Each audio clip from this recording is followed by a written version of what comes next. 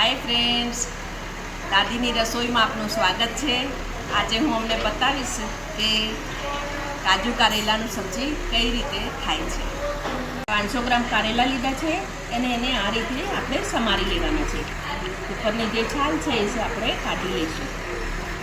આ રીતે બધા કારેલા સમારી લીધા છે ને એના અંદરના કડક બી જે હોય એ આપણે કાઢી નાખ્યા છે। આપણે હવે કાજુ ફ્રાય કરી લઈશું। તમારે જેટલા જોઈએ એટલા કાજુ નખાય છે। આમાં બ્રાઉન થાય એટલે આપણે કાજુ ઉતારી લેવાના છે। આપણા કાજુ હવે જો બ્રાઉન થઈ ગયા છે। હવે આપણે કારેલા બી બ્રાઉન થયા ત્યાં સુધી તળશું।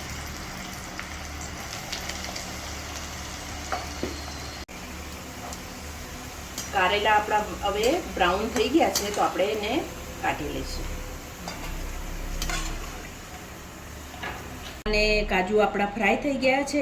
આનો મસાલા માટે આપણે મરચું છે 2 ચમચી, 1 ચમચી ચણાનો લોટ છે, હળદર છે અડધી ચમચી ગરમ મસાલો, 2 ચમચી ધાણા જીરું, મીઠું સ્વાદ અનુસાર અને દળેલી ખાંડ 2 ચમચી અને આ લસણ મરચાંની પેસ્ટ છે।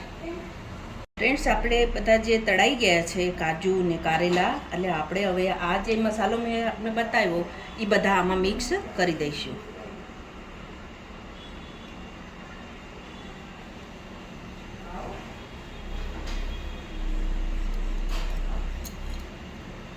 અને આને આ રીતે આપણે ચોળી નાખવાનું છે।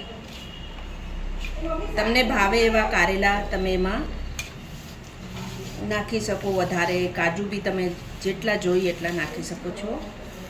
આ રીતે મિક્સ કરી દેવાનો બધો મસાલો પહેલાં, પછી આનો વઘાર કરવાનો બાકી છે। હજી થોડું તેલ લઈશું આપણે, એમાં થોડી હિંગ નાખી દઈશું અને ચપટી હિંગ ને જીરું। હવે આપણે બધા કારેલા આમાં નાખી દેવામાં આવશે।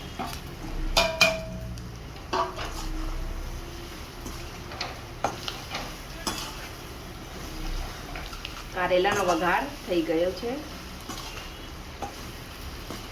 સબ્જી આપણી બની ગઈ છે।